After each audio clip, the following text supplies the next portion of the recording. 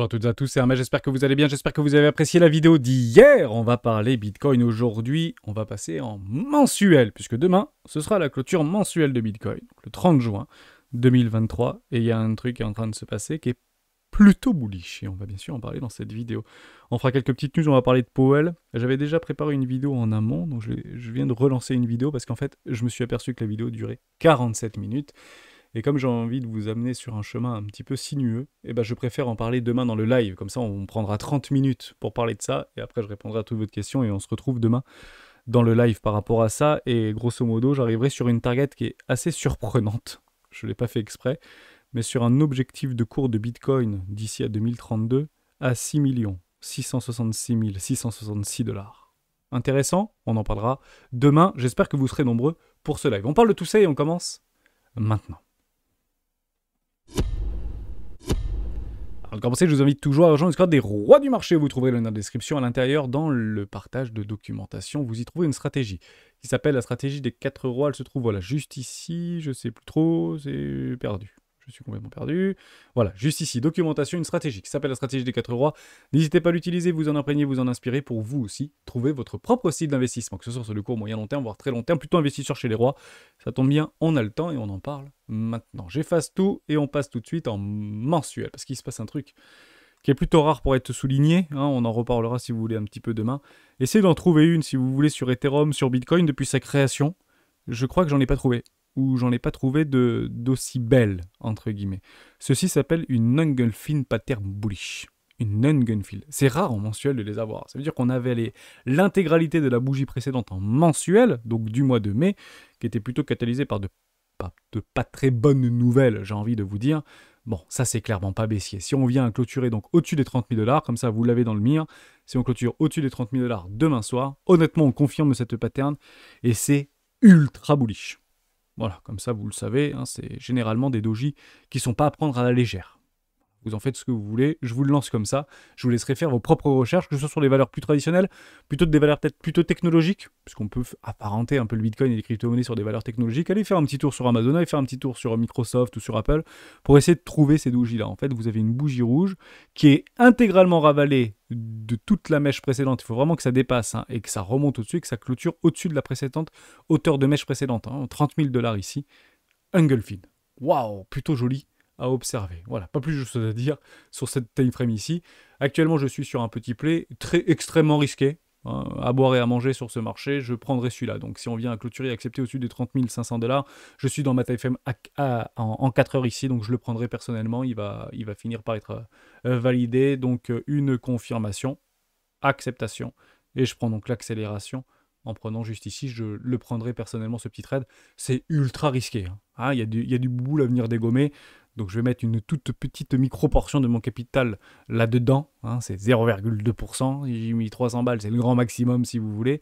Sur un levier plutôt pertinent, puisque ce sera un levier, voilà, un levier 21, je pense. Hein, ça fait relativement joli. Un petit levier 21 et je le prendrai, je pense, voilà, en dessous des 29 500 $. Donc un tout petit peu plus. Voilà, un truc un peu, voilà, 3,5%, voilà, un levier 21, 22, ça ferait à peu près un truc... voilà, moi je vous dis ce que je fais, et puis si je me plante, je me plante, mais je ne vois pas comment être baissier en fait sur ce marché. Je suis très bullish, et ça ne veut pas dire qu'on ne peut pas venir me dégommer mes stops. Ben, c'est pas grave, je prends toujours ce risque, mais ce risque est complètement mesuré, et je ne mets clairement pas all-in. Vous avez toujours des déséquilibres un petit peu plus bas, le premier arrêt de tout précédent mouvement, et Ishimoku Kinkou qui nous invite à aller chercher les 28 800 $, et pas mal d'élotistes aussi, hein, attendent ces 28 800 $. Le play à peu près parfait. J'ai toujours cette même approche de mécanique, si vous voulez. Plutôt que de ne pas le prendre et d'attendre, d'aller chercher ce premier arrêt ou ce 0,50 ou je sais pas moi, entre les 0,50 et les 618, entre les 27 200 et les 28 000. C'est toujours la même chose. Je préfère découper mes positions, plutôt réfléchir à découper peut-être 3 trades ou 4 trades que je pourrais prendre, toujours dans la tendance, mais ne pas dire, quoi qu'il arrive, j'attendrai que ça vienne me chercher et sinon j'y suis pas. Parce qu'en fait, il y a un truc que j'ai horreur, c'est de louper le train. Donc quand je vois un truc, généralement je le prends, parce que si je le prends pas, je m'en veux un peu, et je culpabilise un petit peu de ne pas l'avoir pris. Donc je préfère finalement, au lieu de mettre, j'ai une bêtise, 1% de mon capital de trading là-dedans, bah, je préfère en fait prendre juste 0,2 ou 0,3%, et je me dis, bah au pire, j'en ai 3 qui attendent derrière. Et les objectifs peuvent être super bons en fait, hein, parce que vous pouvez aller chercher la target AMS. Ici, donc je prendrai bien sûr un play, toujours avec un ratio de 1 pour 1, très très important. toujours un ratio de 1 pour 1 ici, donc je prendrai mon premier TP sous la précédente résistance avec un double top juste là, ratio de 1 pour 1, c'est complètement validé, c'est formidable, TP numéro 1, TP numéro 2, target d'MS, comme ça on garde le narratif et on garde la petite histoire qu'on essaye de se partager depuis plusieurs mois maintenant, et l'objectif final, les 36 000 $, pourquoi? Parce que c'est le premier raid de tout le précédent mouvement. Voilà, ce qui est dit n'est plus à dire, j'ai toutes mes confirmations qui commencent à se valider, l'OBV croissant, des volumes croissants avec des W sur le volume. Honnêtement, c'est plutôt ce qu'on attend sur des petits time frames, c'est juste formidable d'observer.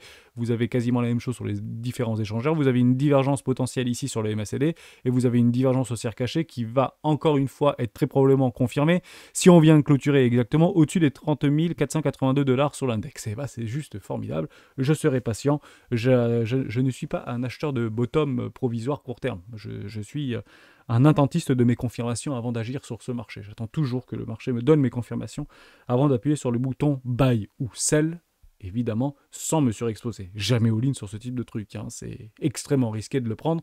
C'est bien parce qu'en fait c'est émotionnellement ardu de le prendre, parce qu'en fait il s'est monté trop haut, on va finir par se prendre une bougie rouge, c'est pas normal. D'ailleurs le 1er juillet il y a Celsius qui devrait vendre toutes nos cryptoactifs préférés pour le transformer en Bitcoin et Ethereum, donc c'est dans 48 heures maintenant, à partir du 1er juillet, c'est étonnant qu'il le fasse un samedi en plein week-end, enfin, des trucs que je comprends pas très bien, bon, c'est pas très grave, mais dans l'idée voilà l'approche, hein. C'est parce que c'est émotionnellement ardu qu'il est peut-être plutôt intéressant de prendre ce trade, tout simplement, mais c'est même pas une préconisation. Vous faites comme vous le sentez et on en discute si vous voulez dans le Discord des droits du marché. Ok, il y a un petit truc que je voulais regarder avec vous, c'est par rapport à Wyckoff. Je suis allé regarder un petit peu ce matin dans les différentes accumulations schématiques, les patterns de Wyckoff, etc. Je vois deux trucs qui sont plutôt pertinents et qui permettent en fait d'agrémenter ce petit trade très court terme. Il y a deux choses que je vois. La première chose, c'est ceci. Si je prends en fait par rapport à ces bottoms de marché, par rapport à ce psy qui est juste ici, l'AR, qui est pour moi plutôt là, l'AR, parce que ici, je ne le prendrai même pas en compte parce que c'est clairement une mauvaise nouvelle. Là, c'était la crise de Silicon Valley, enfin la crise bancaire aux États-Unis. On est parfaitement venu chercher ma moyenne mobile 20 en trimestriel. Donc on peut presque le tirer comme ça. Vous voyez, c'est plutôt vraisemblablement avec le ST qu'on vient de faire ici. Puis maintenant, on va chercher un UTAD. Voilà, juste là, je ne sais pas comment vous appelez ça. Je crois que ça s'appelle un UTAD, personnellement. Donc on peut vraiment aller le chercher. Et puis si on le tire, ça vient pile dans mon premier arrêt. Ouais, c'est plutôt réconfortant l'histoire. Ce qui est intéressant, c'est que ça n'aura à boire et à manger pour tout le monde. Puisque si ici on a notre psy, et qu'en fait on nous explique qu'on doit revenir dans une pattern de réaccumulation, venir chercher le psy pour pouvoir repartir à la hausse. Bon, en fait, c'est à peu près ça. Derrière, on vient chercher l'objectif, et puis derrière, on se dégrade, et on vient donner raison à tout le monde sur les 22 000 $, parce qu'on a des targets à 22 000 $. Je crois que pas mal d'IoTistes ont des targets à 22 000 $, qui nous donneraient finalement une grande 1, une grande 2, pour aller repartir sur une grande 3. On a le temps chez les rois, mais vous avez compris un petit peu l'histoire. Parce qu'en fait, ce qu'on est en train d'observer ici, c'est pas du... Enfin, c'est long, quoi. Depuis le mois de janvier, ça fait 6 mois qu'on est là-dedans. Je trouvais ça plutôt pas mal de vous le présenter comme suit. Maintenant, on peut rentrer dans les plus petites time frames. Si on rentre, hop, ici, donc je vous l'enlève. Vous ferez une capture d'écran si vous le souhaitez. Et ici, sur une toute petite time frame, j'ai à peu près la même chose. Regardez. J'ai ici, par rapport à mon flux, donc la reprise d'un flux acheteur juste là, avec un psy qui est en train de se mettre en place. Et je prendrais presque le psy ici, moi, personnellement, avec le BLCX juste là, la R, le ST qu'on est parti chercher un petit peu plus profondément, on revient chercher les supports, etc. On grignote tout ça, et puis là on est en train de faire quoi? En train de tester, ici au niveau de notre LPS, par rapport à une explosion haussière qui pourrait nous relancer cette petite réaccumulation conventionnelle, ils appellent ça comme ça, une réaccumulation de trading range conventionnelle. Pour moi on est plutôt sur ici, quoi. Hein? Donc je le vois comme ça au niveau de Wyckoff, je trouve ça plutôt intéressant. C'est toujours la même chose, je me conforte dans les billets que j'ai, hein. C'est pas du tout une bonne solution, mais je préfère avoir des mécanismes, si vous voulez, répétitifs pour dire ok, j'ai mon Wyckoff, j'ai mon machin. Au niveau des élotistes, ils sont pas trop en désaccord avec moi. Au niveau d'Ishimoku Kinkoyo et des objectifs un tout petit peu plus haut à aller chercher, on peut parfaitement aller chercher des boîtes un peu plus hautes, voire beaucoup plus hautes. Voilà, à très court terme, je garde complètement mon plan et je market sell pas tous mes tokens par peur parce qu'il y a Celsius qui pourrait malheureusement vendre pas mal de petits trucs dans la descente. Bon bref, c'est pas très grave. On parle ici au niveau de l'order flow, c'est exactement ce que j'attends. On commence à voir Mais vraiment, c'est 300 à 400 $. Au niveau du prix, on est toujours dans un range, pas très bon d'ailleurs, hein, de prendre un play en plein milieu d'un range, mais c'est toujours pareil, pour garder mes targets de 1 pour 1, bah, j'ai pas trop le choix, pour être tout à fait honnête avec vous. C'est pas les moins bonnes, bien sûr que je joue la résolution, hein, l'accélération derrière. On a en fait un renouement et un engouement au niveau des open interest, c'est exactement ce que je veux voir. Hein. Il faut que en fait, ce soit maintenu, que les open interest maintiennent ce prix. C'est super important, c'est-à-dire qu'il y a de l'intérêt, à la fois acheteur et à la fois vendeur. Sauf que si vous regardez la long and film pattern qui est en train de se mettre en place par rapport à nos dojis japonais, bah, il y a plutôt des vendeurs qui sont coincés ici qu'on devrait aller déloger. Et ouais, partez du principe que l'explosion des open interest ici, on n'a même pas encore commencé le short squeeze. Et on l'a dit d'ailleurs par rapport à... On n'a pas encore commencé le short squeeze. Rappelez-vous, il y a une quinzaine de jours, on a dit, mais c'est même pas un short squeeze qu'on est en train de faire là. C'est rien du tout. Puisque finalement, on a bien compris que qui avait en fait explosé à la hausse au niveau de ce Bitcoin, bah, c'est Saylor. C'est Saylor qui a acheté pour 12 333 Bitcoin finalement, bah, qui nous a fait ce petit pump là. Donc merci Saylor, c'est formidable. T'as mis les instits au bon niveau, au niveau des résistances. Maintenant, c'est à elle de pousser pour aller entamer un short squeeze. On part pas d'un short squeeze en bas de range. On va chercher des short squeeze en haut de range en cas de résolution. Et c'est ce qu'on va chercher incessamment sous peu. Je sais pas, maintenant, à l'heure où je vous parle, demain pendant le live, ou peut-être ce week-end, j'en ai pas la moindre idée. Oui, on est bloqué par les options. Bon, je vous l'accorde. Il y a encore pas mal de personnes qui se sont positionnées sur les 32 000 $. Quelqu'un sait quelque chose que je ne sais pas. Avant demain, j'en ai pas la moindre idée. Je pense qu'on viendra très probablement peut-être clôturer au-dessus des 30 000 $, on touche du bois, mais pour l'instant, les opérateurs de marché veulent pas faire gagner tout le monde. C'est plutôt ce qu'on est en train d'observer. Ça peut aller vite, et si ça part, je me mets pas devant personnellement. Donc je ne shorte pas ce marché si des gros portefeuilles ont décidé de se faire exécuter tout au long de la journée de demain. Donc à l'ouverture de Wall Street à 15h30, ce sera expiré. Hein. Les options auraient expiré dans sa globalité. Bah, on a encore, j'ai envie de dire, 24 heures avant que ce soit potentiellement confirmé, ou il ne se passera strictement rien. Je ne sais pas, je ne connais bien évidemment pas d'avenir. Vous avez toute ma visibilité par rapport à ça. Juste une petite demande, je vous le fais ici, vous pouvez le mettre dans les commentaires si vous voulez, ça m'intéresse beaucoup, je l'ai mis sur Twitter. Je suis à la recherche de vos meilleurs ouvrages et de vos meilleures lectures. Donc analyse technique, Chartiste, Ishimoku Kikuyo, le Wave, Wake Off, indicateur technique, tout ce que vous voulez, momentum, analyse fondamentale, investisseur, trader, psychologie des marchés, tout ce que vous voulez. Vous pouvez soit me le mettre sur Twitter, je suis en train de faire un recensement, et également le mettre dans les commentaires de cette vidéo, je vous en serai éternellement reconnaissant. Si vous avez lu des bouquins ou que vous avez envie de lire un bouquin parce que vous en avez entendu du bien, donnez-moi des références, comme ça j'arriverai à les y répertorier, et s'il y a des choses que vous revoyez en fait dans les commentaires, bah, soit vous les citez, soit vous mettez un petit like sur les commentaires d'un ouvrage francophone de préférence, et bah, ce serait plutôt pas mal, et je vous en remercie par avance. On fait quelques petites news, comme ça on va aller relativement vite, on fera pas une vidéo de 45 minutes. On commence par celle-ci, elle est juste magnifique. Powell n'exclut pas une hausse des taux lors du prochaine réunion. Bon, il a strictement dit la même chose de ce qu'il dit depuis 3 mois ou depuis 6 mois. Hein, il n'a tout simplement pas changé le discours. Au niveau de Christine Lagarde, c'est pareil, ils sont plutôt en quiche hein, dans leur politique et dans leur communication. Et il faut bien le reconnaître, ils ont tout à fait raison. On reprend les fondamentaux. Bon, leur objectif d'une banque centrale, qu'est-ce que c'est ? C'est la stabilité des prix. On commence à observer un déclin en innovation, que ce soit en Europe, que ce soit en France, que ce soit en Allemagne, ou que ce soit aux États-Unis, il y a une forte dégradation au niveau de l'inflation. C'est très positif. C'est super positif. On fait un tour sur Trueflation, bon sang, ça marche. On est en train de se retrouver dans les sautettes à 2,48 au niveau de l'inflation de Trueflation. Donc, ce pourquoi ces banquiers centraux existent, c'est pour maintenir la stabilité des prix avec une inflation cible à 2%. Bon, c'est toujours pareil, hein. On aurait pu dire 1,8 ou 3,3, ça aurait été pareil. Mais dans l'idée, 2%. Et ils y arrivent. Pourquoi ils y arrivent ? Parce que vous avez des marchés au plus haut. L'Allemagne vient de rentrer en récession. C'est un fait. 2 trimestres consécutifs dans le négatif. C'est un fait. Nouveau plus haut sur le DAX. Le CAC 40 et la France a une croissance molle. Très molle. Nouveau plus haut sur le CAC 40. Vous avez aux États-Unis des incidents de paiement qui ont dépassé l'entendement de 2008. On est proche des HLH sur le S&P 500. Il n'y a plus de liquidité sur ce marché.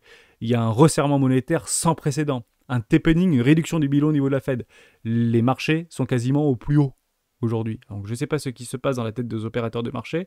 Je pense que tout ça n'est qu'une mascarade et qui counter le sentiment. Je pense très franchement qu'on va finir s'en prendre une bonne derrière la tête. Et quand je vous dis ça, et j'ai des armes pour vous dire ça, j'ai juste un indicateur qui est juste formidable. Ça s'appelle les taux à court terme. Vous prenez la courbe des taux à 3 mois, ce n'est pas normal ce qui est en train de se passer. Prenez-le d'un point de vue psychologique comme ça. Vous prenez donc plus de risques à acheter des obligations d'État à 3 mois américaines que des taux à 10 ans, que des bons à 10 ans. Vous prenez plus de risques à acheter des bons court terme, à 3 mois ou à 2 ans, que des taux à long terme, à 10 ans ou à 30 ans. Vous prenez plus de risques à acheter du court terme, vous? Ou plutôt du long terme? Enfin, je sais pas, quand je vais voir ma banque, je lui dis j'ai besoin d'un crédit sur 12 mois. Il me dit pas, non, non, Hermès, c'est pas possible, trop de risques. Bon, d'accord, je vais prendre un emprunt sur 20 ans alors. Ah, bah, pas de problème, là ça va mieux, là vous savez me parler, hein, Hermès. Vous comprenez bien que c'est pas vraiment logique. Quand vous faites un crédit immobilier, la banque est théoriquement en train de prendre plus de risques que si vous demandez un crédit revolving ou un crédit reverso, même si les taux sont un peu plus hauts, vous prenez quand même moins de risques et vous couvrez par rapport au taux. Bah là, c'est le contraire. Ce qui est en train de se passer dans l'économie américaine. C'est quand même dingue ce qui est en train de se passer. Donc j'aimerais vraiment qu'on garde les yeux dessus parce que c'est pas bon ce qui est en train de se passer. Je le dirai tous les jours s'il le faut, mais c'est pas normal. Et ça, c'est pas quelque chose qu'on croit. C'est quelque chose qu'on voit. Voilà, ça c'était côté Powell. Ça a l'air de fonctionner. L'emploi est au plus fort depuis des décennies, que ce soit en France, que ce soit en Europe, que ce soit aux États-Unis. Honnêtement, que demander de plus? Hormis de le subir. Vous comprenez bien qu'on ne va pas demander demain à Jérôme Powell de rediminuer les taux parce que ça ferait plaisir au marché ou au Bitcoin. Il faut juste être un peu de bon sens. Donc tant que ça fonctionne, à quel moment il va faire son pivot? Il ne le fera pas. Et si ça continue comme ça, il ne le fera réellement pas. Jusqu'à le temps qu'il soit contraint de le faire. Et à ce moment-là, j'espère qu'on aura pris des profits. Ok pour ça? C'était, je pense, extrêmement important de le rappeler. On continue avec une petite news. Binance, on va aller très très vite là-dessus. C'est pas bon signe pour Binance. Il est en train de se faire chasser de tous les pays. Donc il est devenu gros, très gros, trop fort, trop vite. Quand vous dépassez les 100 milliards de valo, etc., ça commence à être un petit compliqué. Grosso modo, c'est ça. Binance, c'est un peu plus de 100. Je pense que c'est 100 ou 200 milliards. S'il devait être introduit en bourse, ce serait ça, entre 100 et 200 milliards.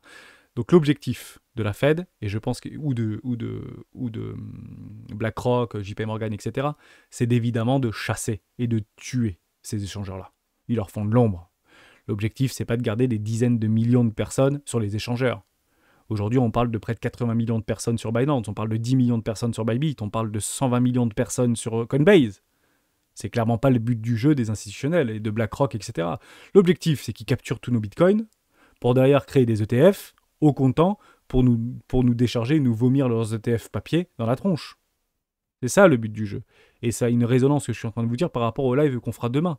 En quoi tout cela n'est pas forcément manipulé, mais tout cela est logique. C'est du bon sens. C'est toujours la même chose. L'objectif qu'on a nous en tant que bitcoiner friendly, cryptophile friendly, on n'est pas forcément tous des maximalistes bitcoin, etc. C'est bien évidemment de les conserver ces bitcoins, c'est bien de les avoir. L'objectif de ces gens-là, c'est clairement qu'ils les récupèrent. Alors, il est récupéré par différentes manières. Un, la capitulation. C'est assez facile. Ils descendent le truc à 10 000 $. Ils pourraient en récupérer quand même quelques-uns, je pense. La deuxième chose, c'est la confiscation. C'est difficile, en fait, de confisquer dans des pays de droit.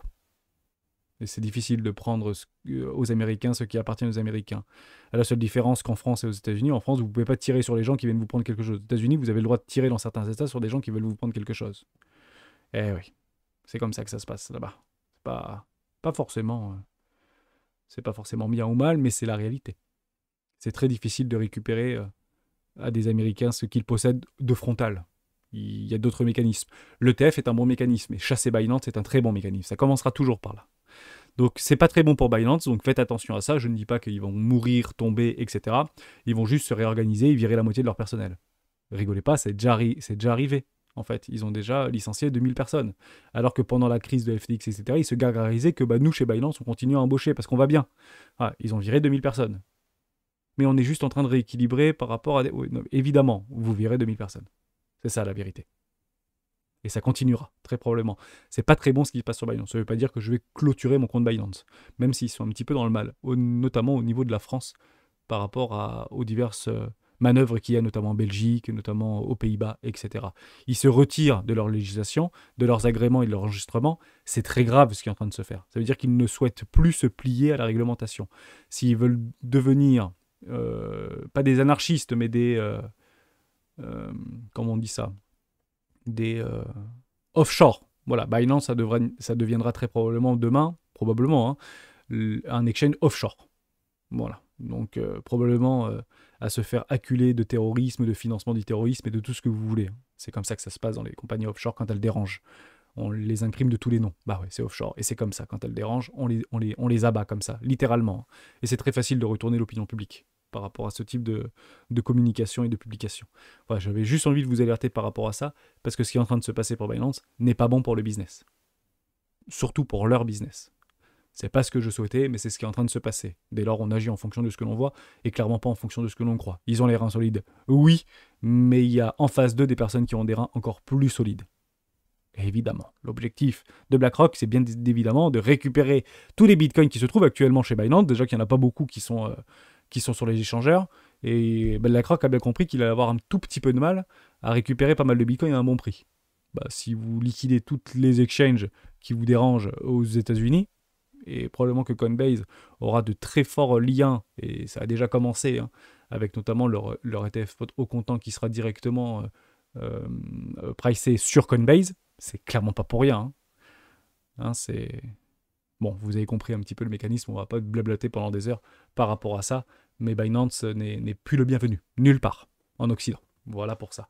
Je continue avec ça, puisque ça permet en fait de donner raison. Je ne sais plus qui avait partagé ça sur le Discord des droits du marché. Crash du Bitcoin, BlackRock et la Fed scellent la fin des crypto-monnaies. Et c'est vrai. C'est pas rigolo, mais c'est exactement ce qui est en train de se passer. On est en train de le vivre aujourd'hui. Tout le monde s'en fiche. On est 3% de la population à détenir du Bitcoin ou des crypto-monnaies directement ou indirectement. Donc honnêtement, on s'en fout. Ça ne concerne que nous par rapport à notre philosophie, par rapport à notre idéologie. Mais c'est exactement ce qui est en train de se passer. Oui, c'est la fin des cryptos, puisqu'ils vont tout récupérer. Et ils récupéreront tout sous l'aide de la réglementation, de la régulation, de la certification, etc. En somme, au moment où Bitcoin va avoir leur propre ETF, que ce soit par BlackRock, ARK ou qui vous voulez, en fait, on s'en fiche complètement. C'est à ce moment-là précis, vous reconnaissez Bitcoin et vous reconnaissez certains types de crypto-monnaies. Donc, vous le rentrez dans la juridiction. Dès lors, vous pouvez enclencher l'adoption. Sans ceci, il n'y a pas d'adoption. Sans ceci, vos bitcoins, vous les revendrez pas beaucoup plus cher. Avec ceci, vos bitcoins, vous allez les vendre beaucoup plus cher. Ne nous mentons pas. Soyons honnêtes avec nous-mêmes.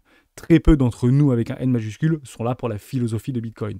En fait, on commence à venir sur Bitcoin, pas par rapport à la philosophie. On vient pour Bitcoin parce qu'on voit des performances qui sont inouïes. Après, en fonction de l'adoption, on est en train, en fait, de nous créer un narratif, de nous créer une histoire, de nous créer des convictions. Et c'est bon de le faire. Et ces convictions qu'on est en train de se créer, quels que soient en fait les mécanismes et les mouvements qu'il y a vis-à-vis des institutionnels, puisque nous sommes actuellement dans un environnement uniquement dédié aux institutionnels, donc c'est pas évident de naviguer là-dedans, c'est très très difficile de naviguer là-dedans, je vous le dis franchement. Donc attention à des leviers sur les crypto-monnaies à droite à gauche, etc. C'est méga risqué. L'objectif c'est nous plumer, mais littéralement nous plumer, sans même pour autant nous laisser la peau pour vous dire à quel point ils ont envie de nous plumer ces gens-là, mais c'est leur business. C'est comme ça qu'ils se rémunèrent. C'est avec les perdants, ils se rémunèrent et généralement, eux font le marché, donc ils sont plutôt gagnants. Mais comprenez bien que cette conviction qui naît finalement de ce premier pied qu'on met dans l'univers des crypto-monnaies, il faut le conserver et il faut le militer. Parce que ce sera très probablement notre salut lorsque, si c'est nécessaire, on devait se soulever contre les institutions. C'est quelque chose donc qu'il faut encadrer. Et la seule manière de les encadrer, c'est justement de ne pas aller mettre nos pieds dans des ETF détenus par BlackRock ou par ARK ou par Vanguard ou par des trucs comme ça. C'est difficile de les conserver, surtout quand vous avez des montants qui sont très importants. C'est très difficile. C'est exactement la même chose si vous avez un Bitcoin sur votre clé Ledger. Comprenez-le juste comme ça. Vous avez l'équivalent d'un Bitcoin, soit 30 000 $. Ça revient exactement au même, et je dis bien exactement au même, que d'avoir une mallette, une valise de billets sous votre matelas de 30 000 €. Pour certains, c'est beaucoup d'argent. Imaginez si vous avez 10 bitcoins. C'est très difficile en fait de garder la possession de ces bitcoins-là. C'est très dur. Et pour le commun des mortels, c'est très dur. Je vous le dis franchement. C'est très compliqué. Ça ne veut pas dire qu'il ne faut pas le faire. Eh oui, mais on ne met pas tous nos œufs dans le même panier. Laissez toujours le minimum sur les échangeurs, qu'ils soient centraux ou décentralisés. Voilà pour ça. Redémarrage de FTX, l'exchange pourrait renaître de ses cendres en 2024. S'il renaît de ses cendres, c'est pour le démanteler. L'image de FTX est tellement mauvaise que vous pouvez changer de nom à FTX, et c'est probablement ce qui sera fait, c'est très probablement pour le démanteler littéralement. Donc s'il rouvre, et si vous avez la possibilité pour celles et ceux qui sont coincés dans FTX de récupérer votre argent, récupérez-les, vous ne posez pas de questions. C'est une forte préconisation. Je continue avec ceci par rapport au plan de distribution de Celsius Crypto Recovery. On aurait dû avoir le résultat par rapport au juge entre le 26 et le 28 juin. Le 28 juin. Je n'ai pas ces informations. Je ne les trouve pas. Donc je ne sais pas si c'est validé, si c'est pas validé. Est-ce que le 1er juillet, on va avoir en fait un sell-off sur les crypto-monnaies qui a déjà hier commencé. On a pris du moins 8% sur pas mal de crypto-monnaies, moins 6%, on ne sait pas trop pourquoi. Bon, peut-être qu'ils sont en train de pricer ce type de choses. Dès lors, comme c'est toujours la même chose, c'est sell the rumor, buy the news. Ici, dans ce cas-là, puisque nos crypto-monnaies sont encore dans un marché baissier. Si nos crypto-monnaies sont dans un marché baissier, c'est sell the rumor, buy the news. Bitcoin, Ethereum sont dans un marché haussier. Dès lors, c'est buy the rumor, sell the news. Mais pour nos crypto-monnaies, c'est l'inverse. Sell the rumor, buy the news. Dès lors, essayez d'y voir quelques opportunités. Et je pense racheter à partir de ce week-end. Donc j'aurai quand même je vais positionner des alertes. On en parlera demain pour le live si vous voulez. Mais je vais poser des alertes sur AAV. Je vais poser des alertes sur je sais plus trop quoi. Sur ADA Cardano aussi. Même si j'en ai racheté rapidement. Non, il n'y a pas de ADA là-dedans. Bon, je sais plus. Et Polygon Matic aussi. Je pense que peut-être reprendre une petite slave. Je sais pas parce que ça tient quand même fortement les lots. J'en avais racheté 66 ans. Je vais regarder Litecoin aussi.